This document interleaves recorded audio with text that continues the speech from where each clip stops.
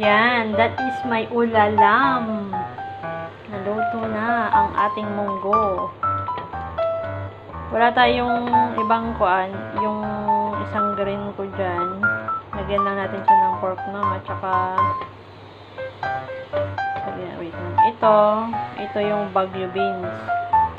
Wala akong ibang gulay sa loob ng ref, kaya yan yung nilagay ko. Tapos yung munggo na binigay ng aking pinakamamahal na leader, si ating Novi. And yung ating yung vegetable na to ay spinach. Sa atin ay colitis kung sa Ilocano. At hindi ko alam kung ano sa Tagalog. Ayan, kainan na! Oh, buhay ng OFW.